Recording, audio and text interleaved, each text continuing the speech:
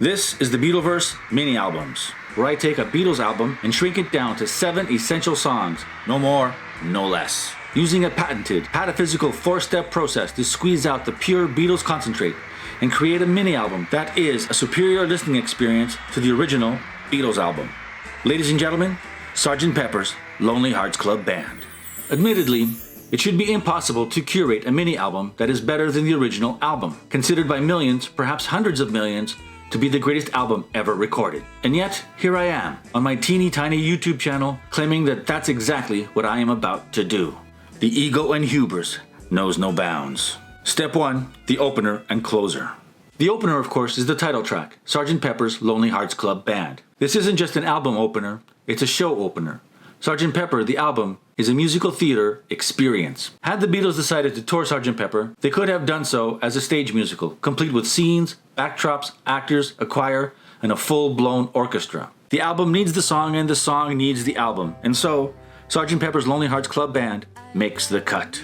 The closer is A Day in the Life.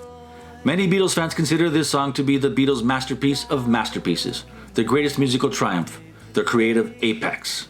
Another Lennon-McCartney Frankenstein number. This song leaves you speechless from the first time you hear it. It inspired the rise of progressive rock and predicts the famous medley on side 2 of Abbey Road. A Day in the Life is one of the greatest compositions and recordings of the 20th century, and no doubt about it, A Day in the Life makes the cut. Step 2, the singles. The singles for this album are 2 classic songs that appear on another album. Magical Mystery Tour stole these 2 songs to help pad out side 2 of that album. But for me, these 2 songs do not belong on Magical Mystery Tour. They belong on Sgt Pepper, and so here they are on the Sgt Pepper Mini-Album. Penny Lane is a perfect pop song with some of Paul's best lyrics, and Strawberry Fields Forever is a psychedelic masterpiece, often considered by many Beatles fans as their favorite Beatles song. For a deeper dive on Penny Lane, please check out my video on the Beatles' 4 perfect pop songs. And for a deeper dive on Strawberry Fields Forever, check out John Lennon's psychedelic trilogy. Penny Lane and Strawberry Fields Forever both make the cut. That's 4 songs that easily make the mini-album. 3 more to go. Step 3, George and Ringo songs. Let's start with Ringo. Ringo's song is another perfect pop song, also featured in the Beatles' 4 perfect pop songs video. With a Little Help from My Friends is one of the signature songs on Sgt Pepper. Sonically, it's coupled with the title track. You really can't have one without the other. It's also one of the Beatles' most melodic, singable tracks, and has Ringo's best vocal performance as a Beatle. With a Little Help from My Friends makes the cut. Next, George's song. George has 1 song on Sgt Pepper, the epic and controversial Within You, Without You. This is George's part 2 of his Indian trilogy. Within You, Without You is controversial because a lot of Beatles fans don't care for George's Indian-flavored songs, and many fans feel that this track slows down the album. I do think the song has 1 verse too many. It should end at the end of the musical break. A break, by the way, that is one of the greatest things ever recorded by the Beatles. George Harrison and George Martin work absolute magic by creating an unforgettable musical dance between East and West. Classical Indian instruments intertwine with a classical European orchestra, scored by George Martin. It is one of the highlights on the album, and Within You Without You definitely makes the cut. Step 4, Wildcards. So far, I've chosen 6 songs, 1 more to go, and for me, the choice is easy. I assume that most Beatles fans would choose John's iconic Lucy in the Sky with Diamonds, or maybe the loopy and playful Being for the Benefit of Mr. Kite, or maybe Good Morning because it rocks a bit harder, or perhaps one of Paul's 2 classy psychedelic tracks, Fixing a Hole or Getting Better, or maybe She's Leaving Home for the sad and powerful lyrics. All good choices, but I'm not choosing any of those. Instead, I'm choosing one of my very favorite Beatles tracks. It's my favorite song on the album, it's one of Paul McCartney's absolute best. It's an incredible performance by the Beatles. The last track chosen for this mini-album is Lovely Rita. I've heard Beatles fans dismiss Lovely Rita as one of Paul's jaunty, fluffy throwaways. They couldn't be more wrong. The lyrics about a meter maid and her 2 sisters on the sofa is pure cheek.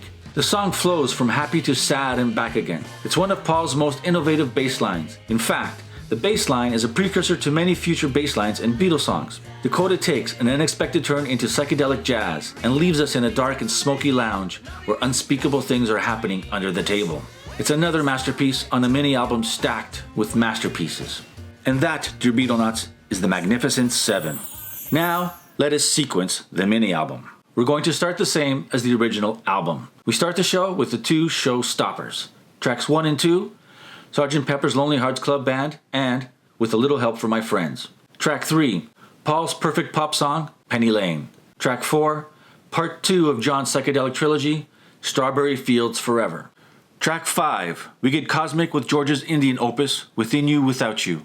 Track 6, we take some tea with Lovely Rita. And track 7, the Beatles' Apex Mountain, A Day in the Life. Ladies and gentlemen, this mini album is a better listening experience than the original album. Listen for yourself. Can you dig it? It was 20 years ago today. Sgt Pepper taught the band to play. Oh, I get by with a little help from my friend. Penny Lane is in my ears and in my eyes. Let me take you down, 'cause I'm going to Strawberry Fields. Life flows on within you and without you.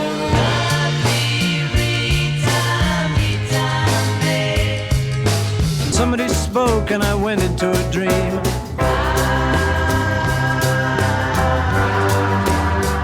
And what have we learned from this mini album?